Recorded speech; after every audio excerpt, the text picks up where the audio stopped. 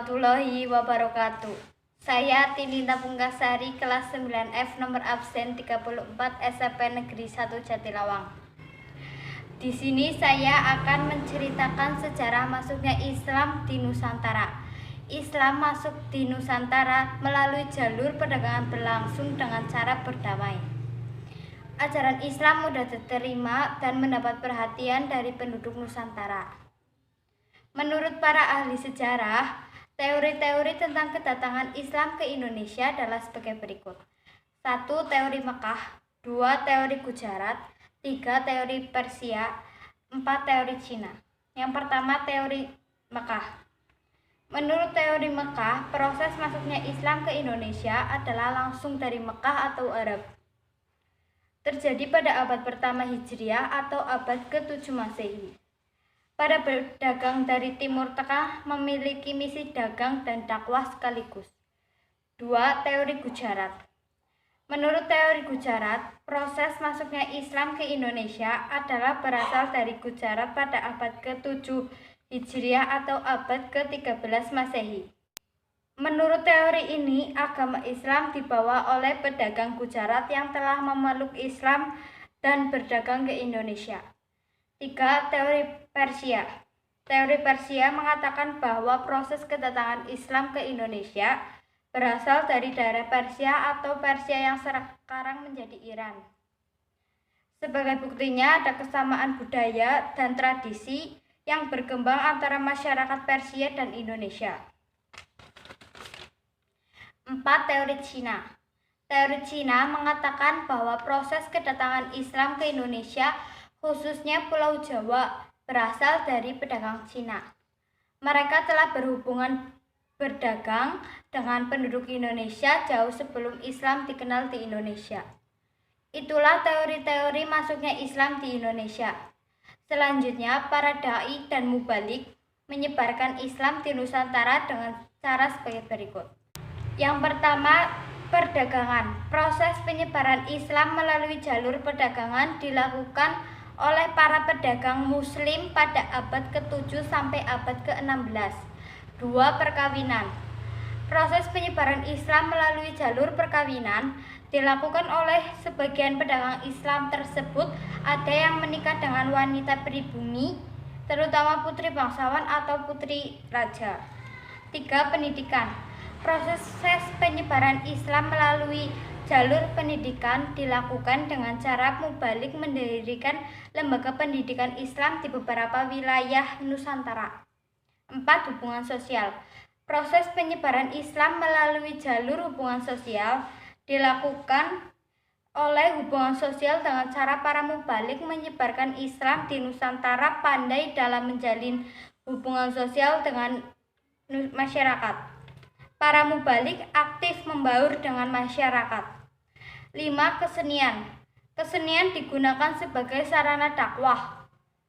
Cabang-cabang seni yang dikembangkan para penyebar Islam diantaranya seni bangunan, seni pahat, seni tari, seni musik, dan seni sastra. Selanjutnya, saya akan menceritakan kerajaan-kerajaan Islam yang ada di Indonesia. Yang pertama dimulai dari Kerajaan Samudra Pasai. Kerajaan Samudra Pasai adalah kerajaan Islam pertama yang terletak di pesisir timur Laut Aceh, Kabupaten Lok Seumawe atau Aceh Utara sekarang. Lahirnya diperkirakan mulai awal 1 pertengahan abad ke-13 Masehi. Sejak abad ke-7 Masehi, proses dakwah Islam di daerah pantai, kawasan Aceh yang strategis dan berada di pintu masuk Selat Malaka. Bukti berdirinya Kerajaan Samudra Pasai adalah adanya nisan kubur terbuat dari granit asal Samudra Pasai. Nisan itu diketahui bahwa raja pertama Kerajaan Samudra Pasai, Sultan Malik Al-Saleh, meninggal pada bulan Ramadan tahun 696 Hijriah, yang diperkirakan dengan tahun 1297 Masehi. Pada tahun 1521 Masehi, kerajaan ini ditaklukkan oleh Portugis. Selanjutnya, Kerajaan Samudra Pasai mulai mundur dan berada di bawah kekuasaan Kerajaan Aceh. berakhir pada tahun 1524 Masehi. Selanjutnya yaitu Kerajaan Aceh. Nama Aceh menanjak dengan cepat pada abad ke-17. Sultan pertama yang memerintah dan sekaligus sebagai pendiri Kerajaan Aceh adalah Sultan Ali Muhayyad Shah 1514 sampai 1528 Masehi. Ali Muhayyad Shah meluaskan wilayah kekuasaannya ke daerah Pidie yang bekerja sama dengan Portugis, kemudian ke Pasai pada tahun 1524 Masehi. Pada masa pemerintahan Iskandar Muda, Kerajaan Aceh mencapai puncak kekuasaannya. Sultan bekerja sama dengan musuh Portugis yaitu Belanda dan Inggris. Sultan Iskandar Muda wafat pada tahun 1636 Masehi dan digantikan oleh menantunya yaitu Sultan Iskandar Tsani 1636 sampai 1641 Masehi. Penggantinya adalah permaisurinya sendiri yaitu putri Sultan Iskandar Muda yang bernama Syafi'atuddin. Sejak wafat, Aceh terus-menerus mengalami kemunduran. 3. Kerajaan Demak. Kerajaan ini terletak di Kabupaten Demak, Jawa Tengah. Kerajaan ini merupakan kerajaan Islam pertama dan terbesar di pesisir utara Jawa. Demak sebelumnya merupakan kadipaten dari Kerajaan Majapahit. Didirikan oleh Raden Patah pada tahun 1478 Masehi. Kekuasaan Kerajaan Demak berakhir pada tahun 1568 Masehi. Joko Tingkir memindahkan pusat pemerintahan dari Demak ke Pajang dan di sana ia mendirikan Kerajaan Pajang. 4. Kerajaan Pajang 1568 sampai 1586. Kerajaan Pajang adalah penerus dari Kerajaan Demak. Sultan atau raja pertama kesultanan ini adalah Joko Tingkir yang berasal dari Pangging di lereng Gunung Merapi. Joko Tingkir bergelar Sultan Hadiwijaya. Kedudukannya disahkan oleh Sunan Giri. Demak kemudian hanya menjadi kadipaten yang dipimpin oleh Arya Pangiri putra Sunan Prawoto. Pada waktu Sultan Hadiwijaya berkuasa di Pajang, Ki Ageng Pemanahan diangkat menjadi bupati di Mataram, sekitar kota gede Yogyakarta. Sebagai imbalan atas keberhasilannya menumpas Arya Penangsang, Sutawijaya kemudian memindahkan pusat pemerintahannya ke Mataram pada tahun 1586 Masehi. Sejak itulah berdirilah Kerajaan Mataram. Pangeran Benowo diangkat menjadi Bupati Pajang. 5. Kerajaan Mataram Islam pada abad 17 sampai 19.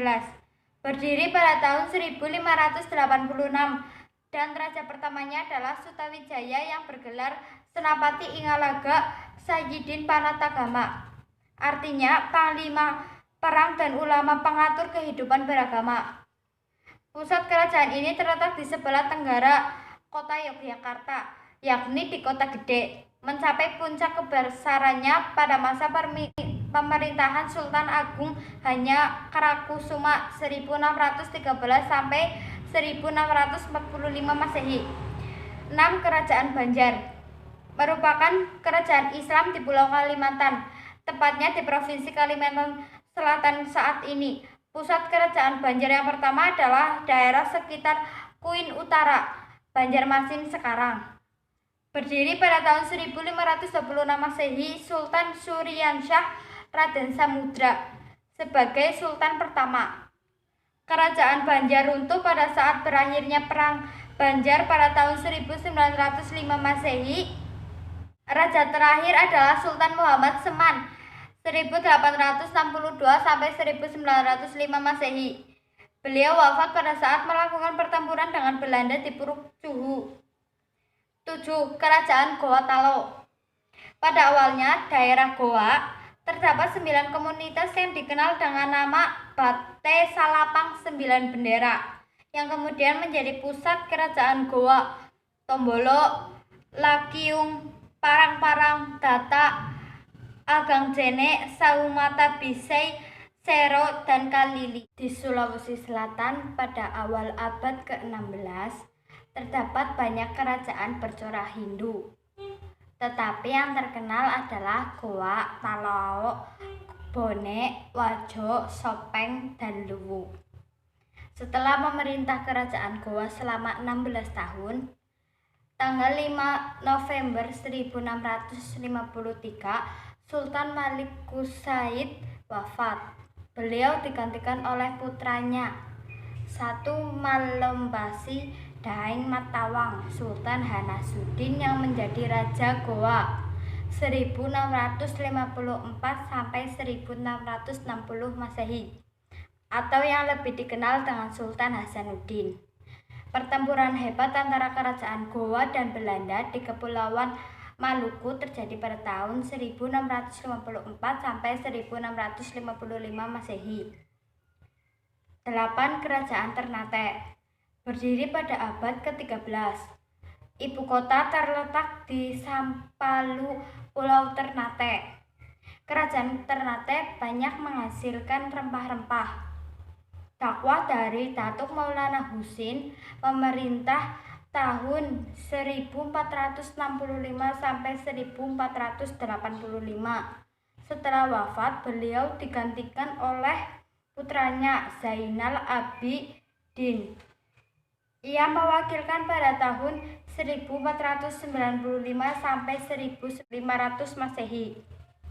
9. Kerajaan Tidore merupakan kerajaan Islam yang berpusat di wilayah kota Tidore, Maluku Utara. Terletak di sebelah selatan Ternate. Raja pertamanya adalah Syahadati alias Muhammad Nakal yang naik tahta sekitar tahun 1080 Masehi. Sekian dari saya. Terima kasih. Wassalamualaikum warahmatullahi wabarakatuh.